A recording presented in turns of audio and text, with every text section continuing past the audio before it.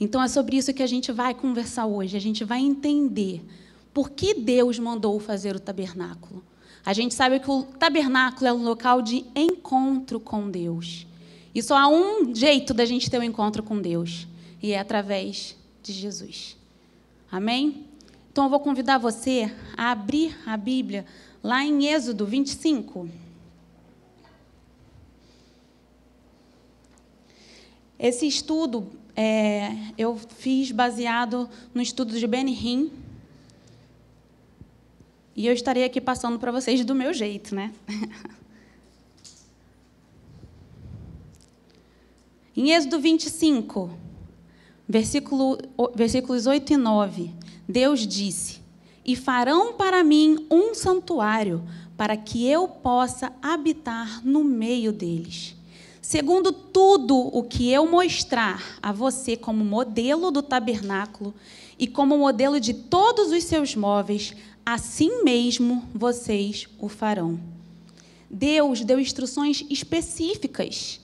E hoje a gente vai entender por que tinha que ser tão específica. Se Moisés saísse um ai daquilo que Deus tinha ordenado, aquilo deixaria de ser uma sombra do que estaria por vir.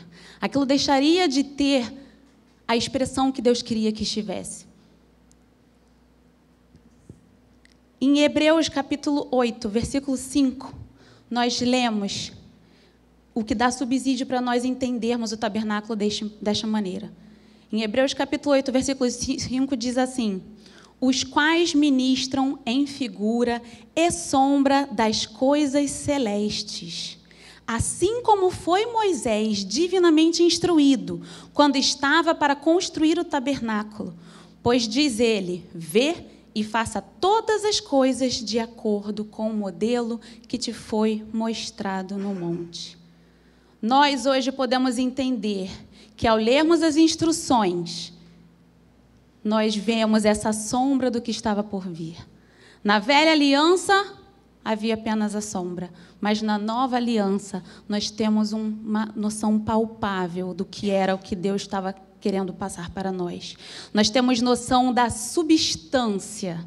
Amém? E nós precisamos aproveitar que nós temos acesso a isso. Nós temos livre acesso a isso. O tabernáculo e o seu caminho apontam para Jesus. Na época de Moisés, eles viviam à sombra, como nós já falamos. E o que eles experimentaram? Eles experimentaram uma nuvem que os protegia do calor e os conduzia. Eles experimentavam um fogo que os guiava no deserto à noite e os esquentava. E eles viviam à sombra. Quanto mais nós que vivemos a substância palpável de Jesus, não poderemos experimentar em sua presença. Amém? Só que, será que nós temos tido acesso? Será que nós temos nos dado acesso? Ele nos deu acesso. E é por isso que a gente vai estudar isso hoje, para a gente entender como a gente tem acesso a essa real presença. Muitas vezes, no nosso dia a dia, na correria, nós impedimos que nós mesmos acessemos esse lugar, que é o lugar onde Ele quer que eu esteja, é o lugar onde Ele quer que você esteja. Amém? Voltemos, então, para Êxodo. E em Êxodo 25, nos versículos que antecedem aos que nós lemos, a partir do versículo 3, Deus começa a citar os materiais que seriam usados para a construção do tabernáculo.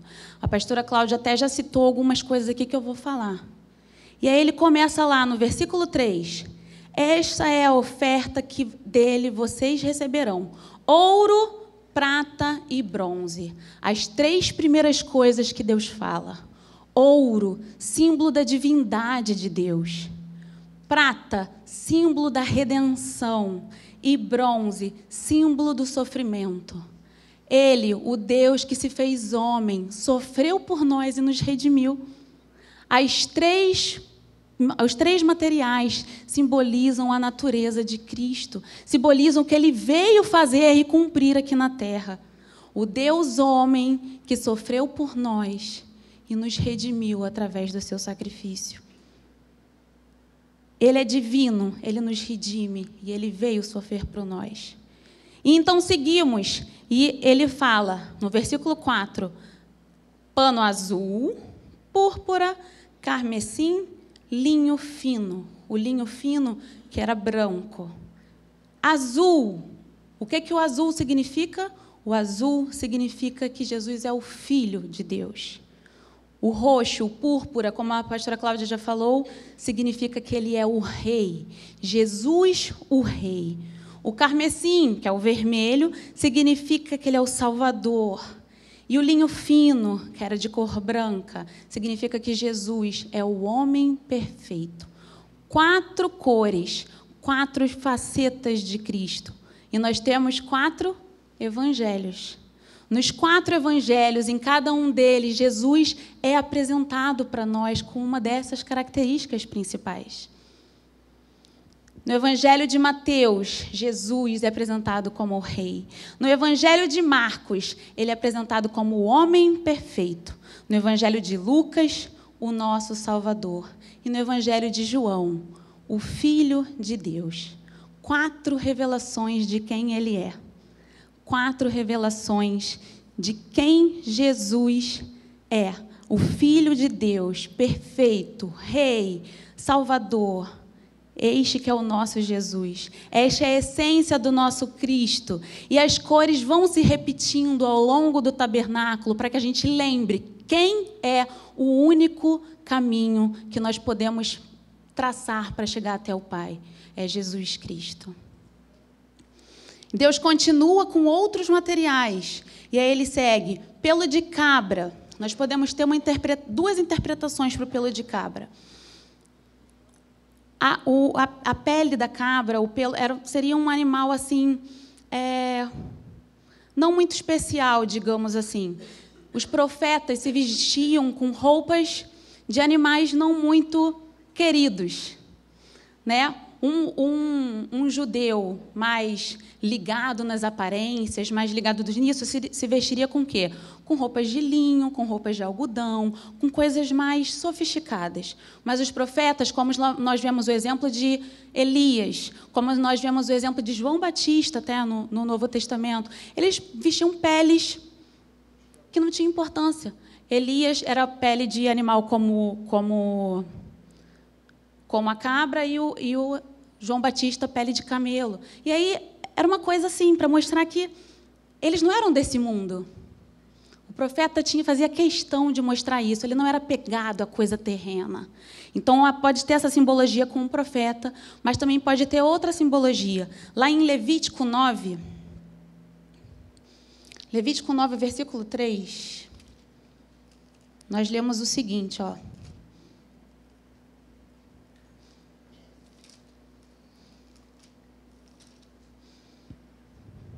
Depois, você dirá aos filhos de Israel, tragam um bode para oferta pelo pecado. Um bode para oferta pelo pecado. O bode é o macho da cabra. Então, o bode, ele era o quê? A oferta pelo pecado. Então, o pelo de cabra também aqui pode simbolizar o pecado. Jesus se fez pecado por nós e levou todos os pecados na cruz. Amém? Então, são essas 2 interpretações que nós podemos ter sobre este material. E seguimos, então, pele de carneiro tingida de vermelho. Essa é bem óbvia, né? Jesus, o Cordeiro perfeito, foi levado à cruz, morreu por nós e ali o seu sangue foi derramado sobre as nossas vidas. Pele de texugo, ou ele bota em algumas versões, peles finas, né? Isso significa o quê? A ausência de beleza. A ausência de beleza é como Isaías descreve no capítulo 53. Não havia nele boa aparência, nem formosura que nos agradasse. Então, mostra a obra da cruz. E a madeira de acácia. A madeira de acácia é a única madeira que não apodrece. É uma madeira perene. Isso simboliza a carne incorruptível de Cristo. Jesus, homem perfeito, não se corrompeu em vida, morreu, e a sua carne também não apodreceu depois de morto, porque ele foi ressurreto e glorificado pelo Pai.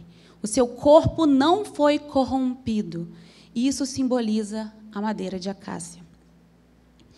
E mais adiante, no verso 6, Deus fala sobre o azeite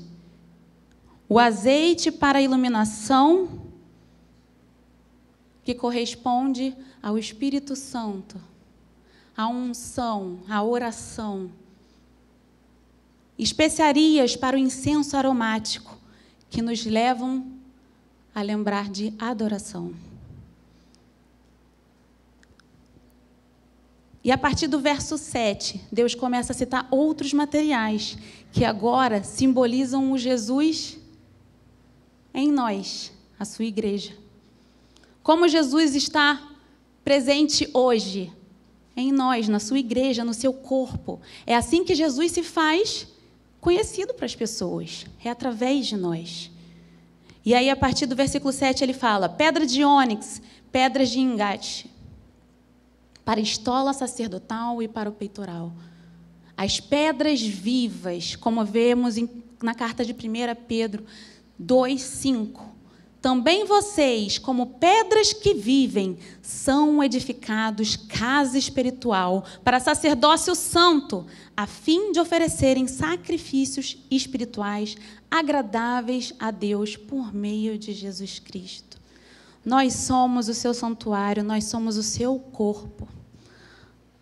E tendo compreendido todos esses materiais, nós podemos agora entender o caminho do tabernáculo. É interessante que quando a gente vai lá em Êxodo e vê as instruções que Deus deu para Moisés, ele primeiro falou todos os materiais. Depois, ele começou falando do Santo dos Santos para fora. Vocês já perceberam isso? Ele fala primeiro da Arca da Aliança, aí ele vai falar do propiciatório, da mesa dos pães. Ele fala de dentro para fora. Por que Deus fez isso? A obra de Deus em nossas vidas começa de dentro para fora.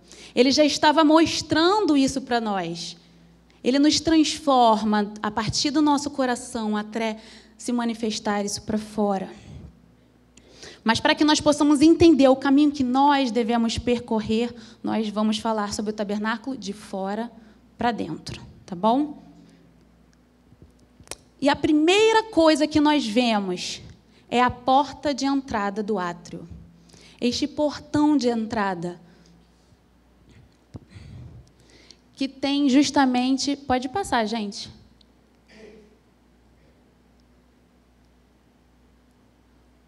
Pode passar. Não é isso? Vocês voltaram tudo? Ah, tá.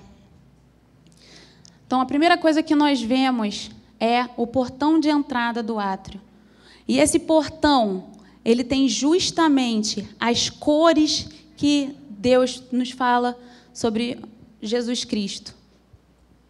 Ele tem justamente as 4 cores: o vermelho, o púrpura, o branco e o azul. Curiosamente, essa entrada era chamada pelos judeus de o caminho. A gente não encontra isso na Bíblia, não. A gente encontra isso quando a gente estuda a tradição judaica. Tá? Então, essa porta era chamada de o caminho. Então, quando Jesus virou e falou, eu sou o caminho, eles já sabiam o que ele estava falando. Para eles, isso era uma associação lógica. Jesus estava falando para eles que era ele. Ele era esta porta. É através dele que nós temos acesso da parte externa para o átrio do tabernáculo. Essa porta, ela era alta o suficiente para que os de fora não vissem o que tinha dentro. Quem olha de fora poderia até ter uma suposição do que acontecia lá dentro. Quem olha Jesus de longe pode até pensar quem ele é, talvez saber quem ele é, mas só quem passa por essa porta é que tem real noção de quem é Jesus. Quando nós aceitamos Jesus como nosso Salvador, nós cruzamos esta porta, nós começamos a ter noção de quem é o nosso Jesus ressurreto, quem Ele é e qual é o trabalho que Ele quer fazer em nossas vidas. O portão representa a nossa reconciliação com o Pai através de Jesus. Apenas como nós entramos por Ele, é que nós temos acesso à nossa salvação, perdão e refrigério. Amém?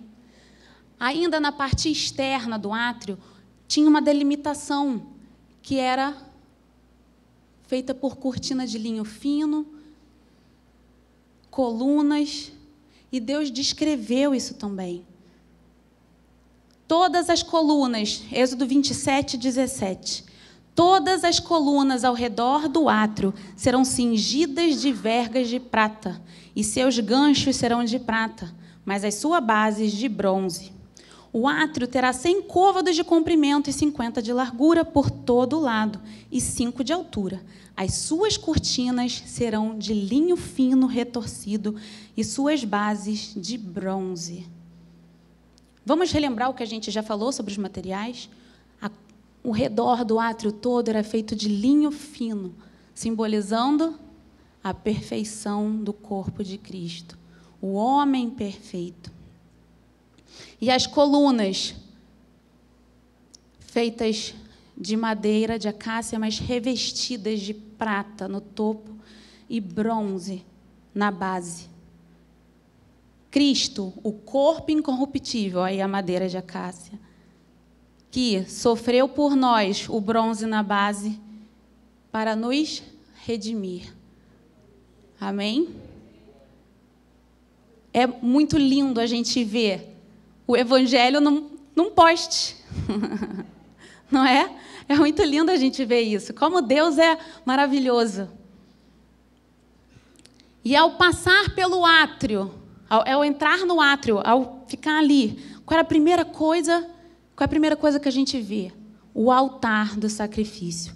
Então, entramos por esta porta, entramos pelo caminho, acessamos a Jesus Cristo, automaticamente a gente se depara com o altar do sacrifício.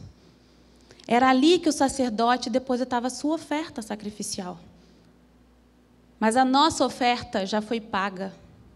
A nossa oferta era um cordeiro santo e perfeito, o nosso Jesus Cristo que morreu na cruz e ali pagou o que precisava ser pago.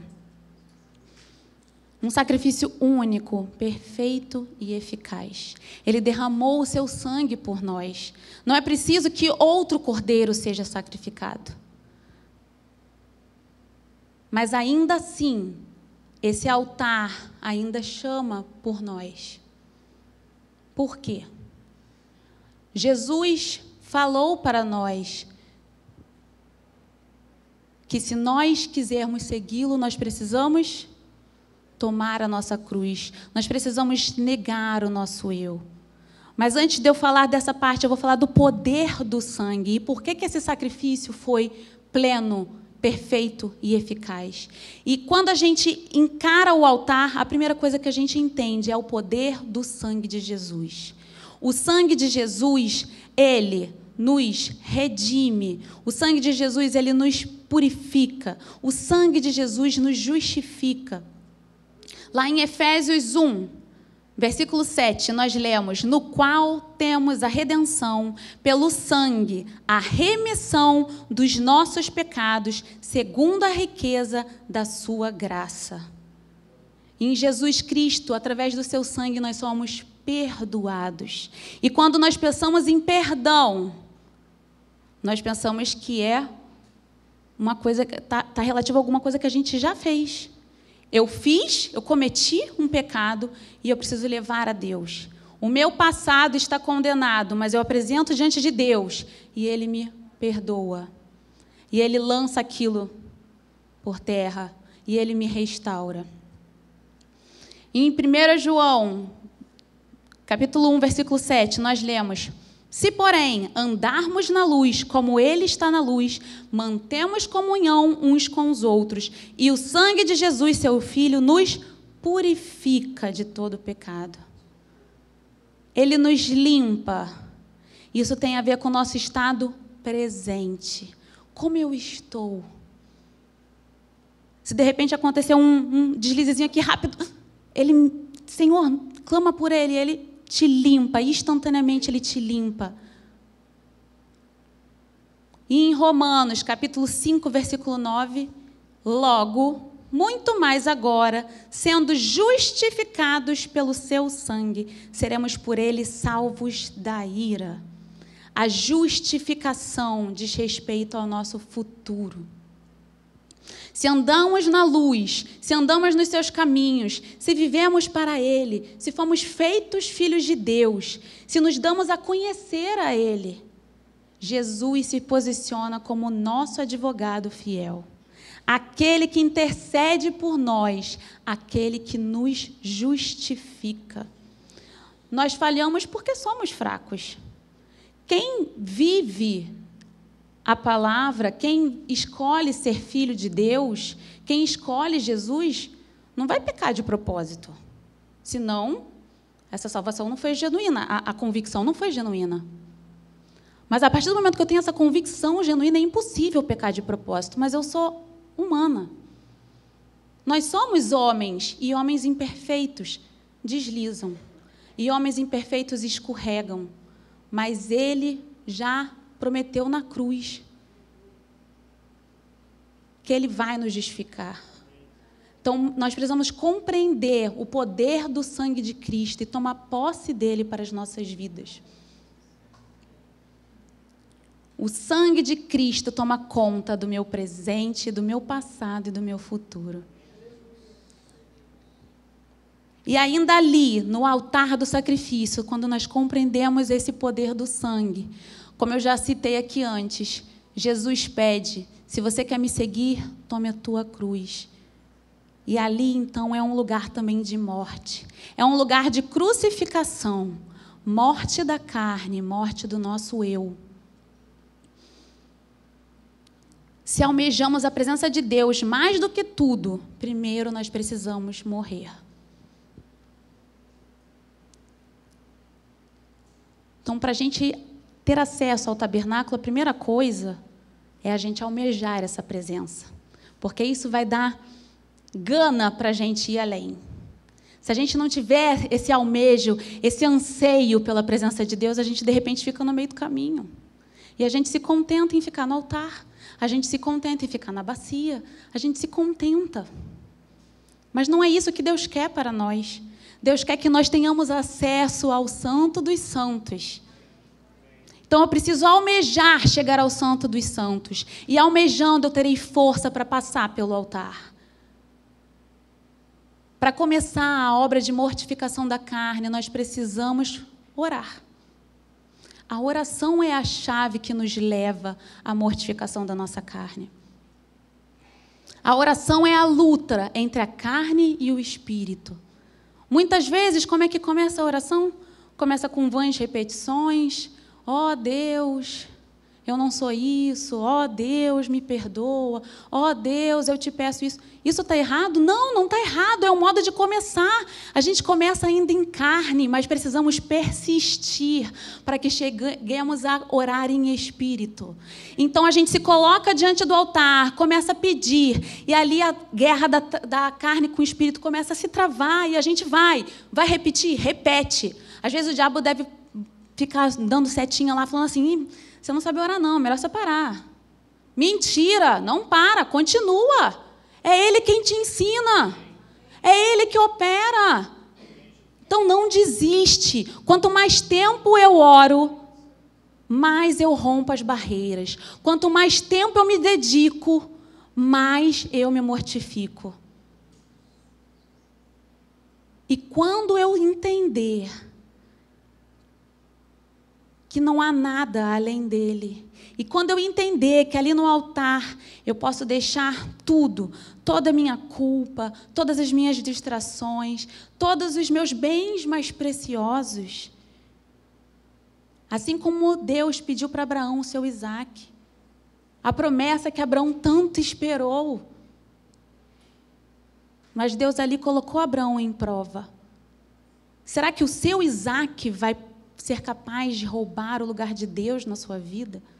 Nem a nossa promessa mais valiosa, nem o nosso bem mais precioso pode roubar o lugar daquele que é o nosso Salvador, daquele que é o único caminho para que nós tenhamos acesso à presença do Pai.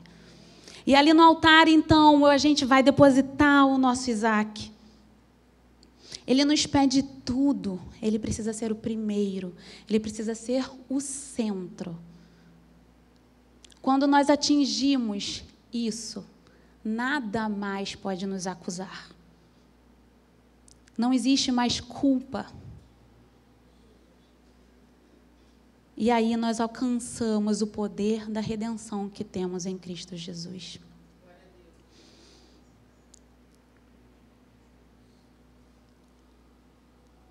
Deus, como eu falei, Ele não quer limitar o seu poder em nós ao altar. Ele quer que nós usufruamos da sua plenitude. E nós não podemos empacar no meio do caminho.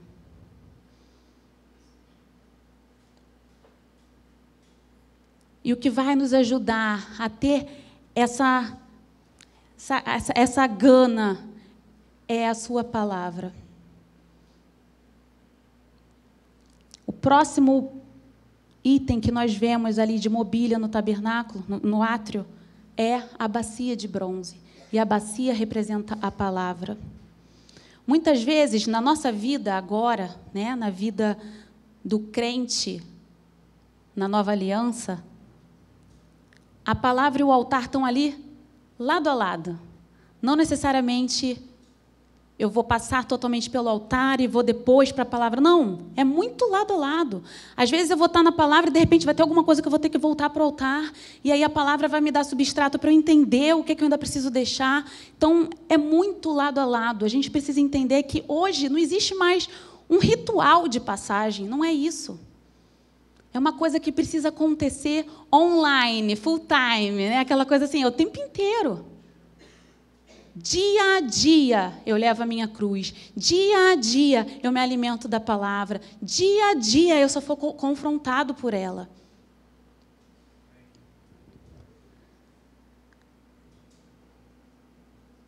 A oração que começou no altar, que antes era rasa, depois da nossa rendição, ela muda. Essa oração passa a ser uma oração que não vem mais da carne. Ela passa a ser uma oração que vem do nosso interior, do nosso espírito. Ela passa a ser uma oração conforme a palavra de Deus. E ali na bacia nós temos a representação desta palavra. A nossa fonte de água viva. A palavra que nos dá poder. A palavra que nos renova. A palavra que nos preenche. Em João, capítulo 13, versículo 10, nós lemos: declarou-lhe Jesus: quem já se banhou não necessita lavar senão os pés. Quanto ao mais, está todo limpo. Ora, vós está limpos, mas não todos. Esse não todos é porque tinha Judas ali no meio, né? Mas nós já estamos limpos. Como nós vimos aqui, pelo poder do sangue de Jesus, nós fomos limpos. Mas por que Jesus falou que a gente ainda precisa lavar os pés? Quem aceitou Jesus como seu Salvador, quem se rendeu, compreendeu o poder do sangue, está limpo. Mas enquanto estivermos neste mundo, caminhando neste mundo, ainda temos contato com o mundo, e esses pés nos lembram disso, nós ainda nos contaminamos. E como ainda nos contaminamos, precisamos da palavra para nos limpar dia após dia. A bacia, então, representa a santificação que vem através da palavra de Deus. A bacia foi feita de bronze, dos espelhos das mulheres. Naquela época, os espelhos eram feitos de bronze. Dos espelhos das mulheres. E aí a gente vê mais um versículo lá trazido do Novo Testamento para a gente lembrar que a gente contempla, quando a gente contempla a palavra como um espelho, a gente entende quem a gente é. Quem a gente é em Deus. O que Ele tem feito por nós, a palavra revela para nós. E de glória em glória nós somos transformados por ela. Quando nós nos alimentamos desta palavra e nos enchemos dela, a nossa oração se torna viva. Fica mais natural orar e fluir nas palavras que Deus quer ouvir de nós. Quando nós nos enchemos da palavra, nós alcançamos a verdade.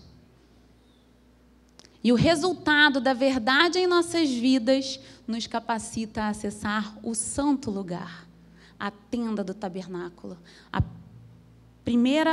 A segunda porta desse nosso caminho, mas a primeira porta do tabernáculo em si. E como era esta porta? A porta do tabernáculo. Em Êxodo 26, versículo 36, diz assim: farás também para a porta da tenda um reposteiro de estofo azul, púrpura, carmesim e linho fino retorcido, obra de bordador. Quem é a segunda porta? Quem é a verdade? Jesus é a verdade. A segunda porta, mais uma vez, representava Jesus.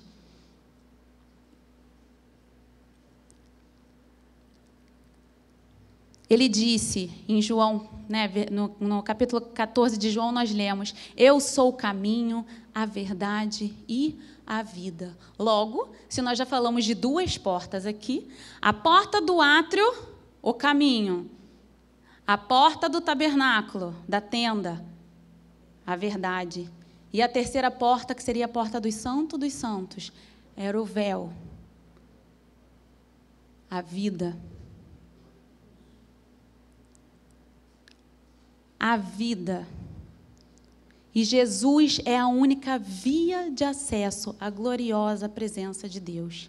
E o véu foi rasgado e hoje nós temos esse livre acesso. Mas, mais uma vez, eu vou perguntar, será que nós temos acessado? Será que nós temos usufruído deste nosso lugar de honra? Voltando lá para Êxodo, versículo 37 do capítulo 26, ele ainda diz mais algumas características desta porta. Para este reposteiro farás 5 colunas de madeira de acácia e cobrirás de ouro. Os seus colchetes serão de ouro e para elas fundirás 5 bases de bronze. 5 colunas sustentando a verdade. 5 colunas, 5 funções, 5 ministérios que Jesus dá à sua igreja. Em Efésios, o apóstolo Paulo diz: e ele mesmo concedeu uns para apóstolos, outros para profetas, outros para evangelistas, outros para pastores e outros para mestres, com vistas ao aperfeiçoamento dos santos, para o desempenho do seu serviço, para a edificação do corpo de Cristo. 5 colunas sustentam o corpo de Cristo.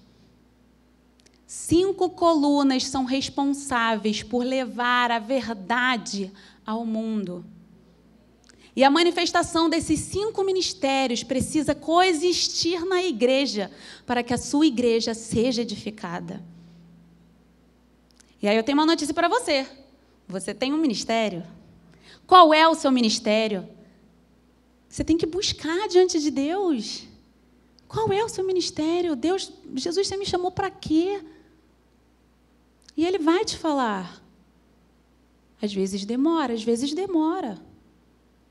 Ele precisa nos moldar, Ele precisa nos preparar para que nós também não sejamos pedra de tropeço para ninguém e nem para nós mesmos.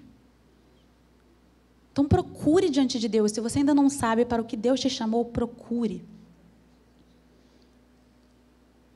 E quando a igreja experimenta a execução dessas 5 funções, ela alcança coisas maravilhosas em Deus.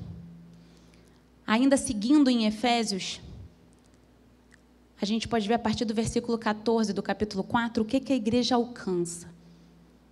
Ela alcança maturidade, quando Paulo diz: não mais sejamos como crianças. Ela se fundamenta na fé, se enraiza na verdade, quando ele diz que não seremos arrastados pelas ondas e levados de um lado por outro por qualquer vento de doutrina.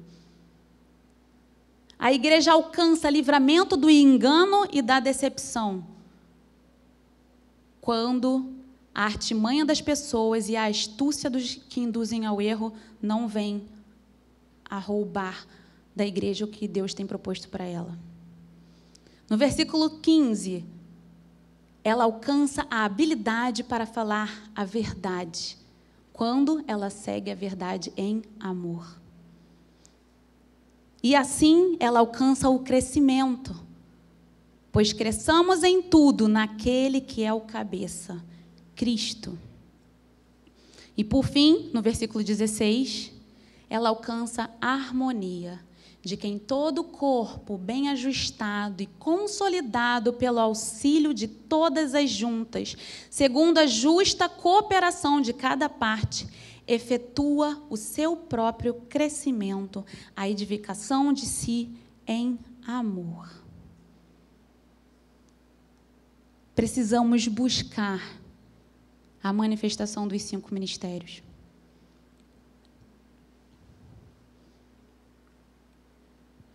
E quando acessamos essa porta da verdade, nós então chegamos ao santo lugar.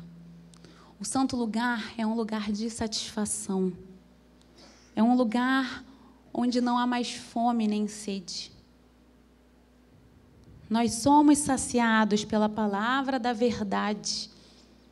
A palavra de Deus nos traz até o santo lugar. De modo que os nossos lábios e os nossos corações se enchem de louvor genuíno. E é por causa desta palavra que nós somos iluminados pelo candelabro. E aí é o primeiro utensílio que nós vamos ver dentro do santo lugar. O candelabro, que queimava continuamente a chama. Isso diz respeito à revelação que nos é dada através do Espírito Santo. O Espírito Santo nos revela os mistérios da sua palavra. O óleo mantinha a chama do candelabro continuamente queimando. E a unção do Espírito de Deus produz o mesmo efeito em nossas vidas. Deus fala conosco face a face, coração com coração. E essa revelação produz na gente satisfação. Satisfação que eu vou encontrar na mesa dos pães. A mesa dos pães é o lugar de comunhão, é o lugar de comer. Eu estou satisfeito porque eu como do pão vivo. O pão vivo que desceu do céu. Não tenho mais fome. Então, quando eu estou no santo lugar, é aquele momento que eu estou satisfeito em Deus, eu estou atingindo a plenitude do que Deus quer mostrar para a minha vida. E nesse ambiente ainda tinha o altar do incenso. E o incenso tomava conta daquele lugar. Um cheiro doce, agradável, mas ao mesmo tempo que quando tocava no lábio de quem estava ali, produzia um sabor amargo. O incenso, ao mesmo tempo que trazia o aroma doce, trazia o sabor amargo. E isso pode nos remeter que a nossa comunhão com Cristo, a nossa satisfação por Cristo, muitas vezes nos leva à amargura da perseguição. Mas ainda que nos leve a perseguições e adversidades, nós experimentamos o poder de Deus em nossas vidas e nós temos plena convicção de que vale a pena. Lá na primeira carta de Pedro, capítulo 4, versículo 14, nós lemos: se são insultados por causa do meu nome, vocês são bem-aventurados, porque o Espírito da glória, que é o Espírito de Deus, repousa sobre vocês. Então, no momento da adversidade, no momento da perseguição, se lembre, o Espírito de Deus repousa sobre nós. E é muitas vezes nesse momento que nós temos mais gana para buscar, é nesse momento que nós temos mais fome para ler a palavra, é nesse momento que nós encontramos a maior satisfação. Muitas vezes é neste momento. E quando nós temos essa compreensão, nós entendemos que a nossa adoração não depende de circunstância. E o altar do incenso queimava 24 horas por dia. Não importa o dia, não importa a hora, não importa o meu estado. Eu vou louvar o meu Deus. E esse louvor produz um incenso agradável. E a manifestação de Cristo em mim produz um aroma agradável. Eu manifesto o aroma do bom perfume de Cristo.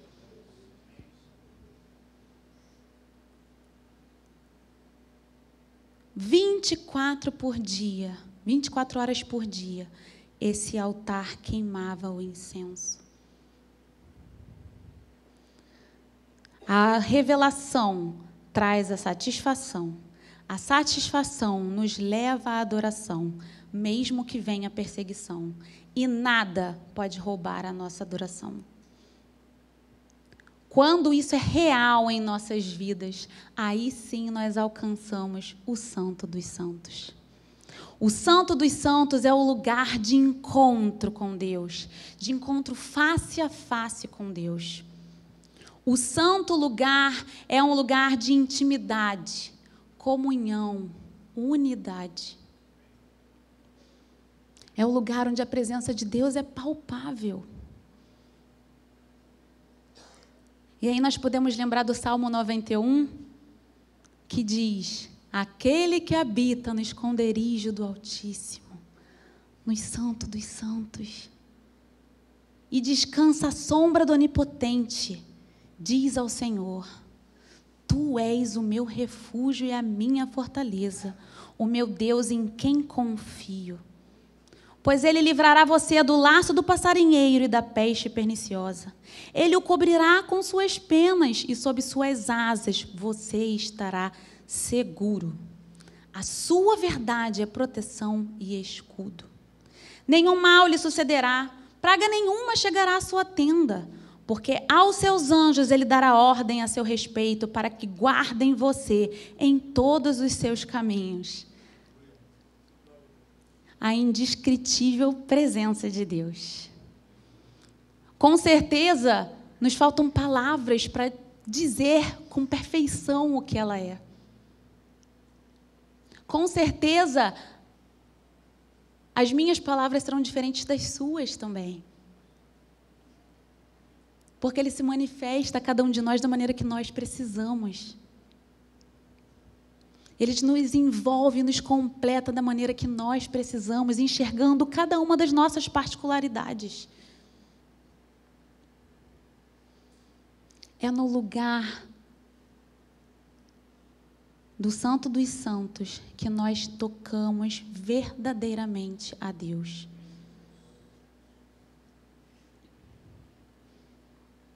Ali conseguimos trazer à realidade também a afirmação do Salmo 46, que diz: aquietai-vos e sabei que eu sou Deus. Quando eu estou no Santo dos Santos, nada mais importa. Quando eu atinjo o Santo dos Santos, todo o resto é secundário.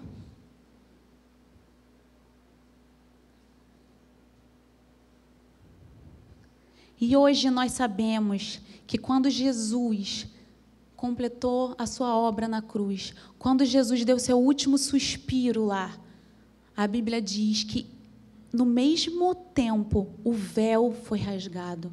E o véu foi rasgado de uma maneira que eu e você possamos entender que foi Deus que rasgou esse véu. Ele foi rasgado de cima para baixo. Deus rompeu este véu porque Ele quer ter comunhão comigo e com você. Ele quer que a presença dEle seja real em nossas vidas. Ele quer que tenhamos acesso ao Santo dos Santos toda vez que precisarmos. Eu ouso dizer que nós precisamos todos os dias. Às vezes a gente esquece que a gente precisa. Às vezes a gente acha que é Deus que precisa. Somos nós que precisamos. Ele quer ter comunhão comigo, mas será que eu tenho querido com a mesma intensidade que eu deveria ter? E é assim que eu vou me encaminhando para o fim, fazendo essa pergunta para cada um de nós. Será que eu tenho ansiado a presença de Deus da maneira que eu devo ansiar? Será que eu tenho almejado alcançar o Santo dos Santos da maneira que eu devo almejar? Ou será que eu tenho me comportado como o irmão do filho pródigo? Que tinha acesso a todas essas coisas do Pai, mas não estava usufruindo. Eu tenho acesso ao Santo dos Santos, eu não posso não usufruir dele.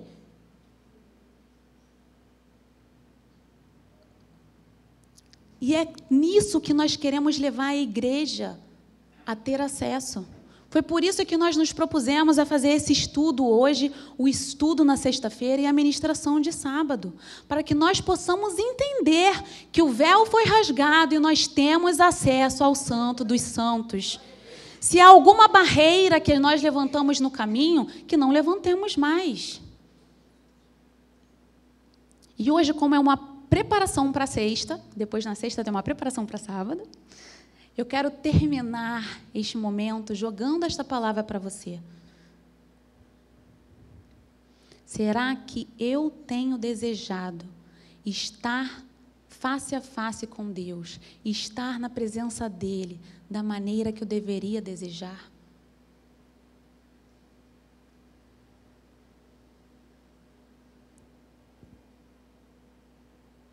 Jesus se revela para nós. Nós podemos relembrar rapidamente aqui todo o caminho. Quando nós temos acesso a Jesus Cristo, nós entramos pelo caminho, nós nos deparamos com o altar, e ali no altar nós temos a nossa remissão. Quando nós temos a nossa remissão e começamos a comer esta palavra, nós temos a nossa santificação. Quando nós somos santificados pela palavra, nós nos encontramos com a verdade e temos acesso ao santo lugar que nos fala sobre a satisfação, a revelação do Espírito Santo em nossas vidas e a adoração 24 horas por dia. E é passando por esses estágios que eu tenho acesso à presença de Deus. Hoje, então, eu te pergunto, temos almejado a presença de Deus como devemos? E se você quer aumentar esse desejo, se você quer se comprometer com Deus, Senhor, eu vou me comprometer a passar por esses estágios, eu vou me comprometer a diariamente buscar a Tua presença, eu vou te convidar a fazer uma oração, eu vou te convidar a ficar de pé. Eu vou chamar a pastora Keila para fazer essa oração, porque eu vou lá para o teclado, e a gente vai orar em cima do Salmo. A gente vai orar em cima do Salmo de número 42, que diz o quê? Assim como a corça suspira pelas correntes das águas, assim por ti, ó Deus, suspira a minha alma. A minha alma tem sede de Deus, do Deus vivo. Quando irei e me apresentarei diante da face de Deus? As minhas lágrimas têm sido o meu alimento dia e noite, enquanto me dizem continuamente, eu sou seu Deus. Onde está? E o seu Deus onde está? Lembro-me dessas coisas e dentro de mim se derrama minha alma, de como eu passava com a multidão de povo e guiava em procissão à casa de Deus, entre gritos de alegria e louvor, multidão em festa. Porque você está abatido, ó minha alma? Porque se perturba dentro de mim? Espere em Deus, pois ainda o louvarei. Ele, meu auxílio e Deus meu. Sinto abatida dentro de mim a minha alma. Lembro-me, portanto, de ti, nas terras do Jordão, no Hermão e no Monte Mizar. Um abismo chama outro abismo, o ruído das suas cachoeiras, todas as suas ondas e vagas passaram sobre mim. Contudo, o Senhor, durante o dia, me concede a sua misericórdia, e de noite está comigo o seu cântico, uma oração ao Deus da minha vida. Pergunto a Deus, minha rocha, por que te esqueceste de mim? Por que hei de andar eu lamentando sob a opressão dos meus inimigos? Os meus ossos se esmigalham quando os meus adversários me insultam, perguntando sem parar, e o seu Deus onde está? Por que você está abatida, ó minha alma? Por que se perturba dentro de mim? Espere em Deus, pois ainda o louvarei. A Ele, meu auxílio e Deus meu. Amém. Aleluia, glória ao teu nome, Jesus. Oh, Pai, muito obrigada por esse estudo maravilhoso, Senhor. Muito obrigada por saber que o Senhor, tem estado ali, Pai, sempre esperando ali. Oh, Pai, em nome de Jesus. Oh, Pai, em nome de Jesus, nós pedimos agora, Senhor, vem quebrantando o nosso coração, Pai. Porque a Tua palavra diz, um coração quebrantado e contrito não desprezarás, ó Deus. Oh, Pai amado, nós queremos agora te agradecer, Pai. Te agradecer por essa obra maravilhosa, Senhor, que o Senhor tem feito na nossa vida, Pai. Em nome de Jesus, nós queremos sempre. Não tem outro lugar, Senhor. Senhor, Pedro falou, para onde iremos nós, se só Tu tens as palavras de vida eterna? Para onde iremos nós? Nós não temos mais para onde ir, Senhor. Somente no Santo dos Santos, somente na Tua presença nós encontramos paz. Somente na Tua presença nós encontramos, Senhor, a tranquilidade da nossa alma, Senhor. Toda ansiedade cai por terra, toda dor da nossa alma cai por terra, Pai. Só Tu pode saciar, Senhor, essa alma. Oh, Pai amado, em nome de Jesus, vem saciando agora, em nome de Jesus. Começa agora, meu irmão, minha irmã. Se existe alguma barreira ainda, como a irmã explicou aqui, são passos que a gente vai dando. E, na verdade, precisamos estar continuamente indo à presença do Senhor. Precisamos estar nos arrependendo. Muitas vezes a gente fica endurecido por alguma situação. Vai colocando diante do Senhor agora. Se existe alguma mágoa no teu coração, se existe alguma coisa que você precisa liberar perdão, olha só, começa a liberar, porque esse Santo dos Santos, nós não podemos mais ficar longe desse Santo dos Santos. Não dá, gente, não dá. Em nome de Jesus, começa agora, em nome de Jesus. Começa agora a colocar tudo agora diante do altar. Começa a se colocar no altar. O sacrifício sou eu, o sacrifício sou eu mesmo. Em nome de Jesus, agora eu me derramo diante desse altar. Em nome de Jesus, Pai. Vai agora, Senhor, quebrantando os nossos corações. Estamos nessa semana maravilhosa de festa dos tabernáculos, Senhor. E nós queremos estar em intimidade contigo, Pai. Queremos estar em comunhão contigo. O Senhor tem tocado a gente para orar. O Senhor tem nos levantado de madrugada para orar. O Senhor tem falado ao nosso coração, porque nós não aguentamos mais ficar longe do Santo dos Santos. Só o Santo dos Santos agora nos satisfaz, Pai. Só a Tua presença, Pai, em nome de Jesus. Pai amado, agora recebe a oração de cada um aqui. Recebe o coração quebrantado de cada um, Pai, em nome de Jesus. E vai enchendo, vai enchendo, vai enchendo, vai enchendo, vai dando aquela coisa gostosa de esperar por passar por essa experiência maravilhosa, Pai, em nome de Jesus. Porque a sua igreja, a igreja de Cristo, Pai amado, está cada vez mais se unindo. Oh, Pai, muito obrigado. Apesar de todas as lutas, todas as tribulações, nós temos visto que o Senhor está nos chamando, Pai. Nos chamando, aleluia, para estarmos, Senhor, juntos, unidos com uma só igreja, aleluia. Muito obrigada, Jesus, muito obrigada, Senhor. Recebe a nossa oração, recebe o nosso coração, Pai, em nome de Jesus, para a honra e glória do Teu nome. Eu gostaria só de contar rapidamente um testemunho, que há muitos anos, lá na Itália, estávamos fazendo um congresso, chamava Fé que Conquista, e eu tinha que dar uma pequena palavra, e eu me baseei numa palavra de introdução para o pregador, e eu me baseei naquele versículo que fala: agrada-te do Senhor e Ele satisfará os desejos do teu coração. Só que eu queria expressar algo assim, de que a fé que conquista, né? A fé que realmente conquista, além da gente fazer trabalhos evangelísticos, quantas coisas a gente pode fazer, né?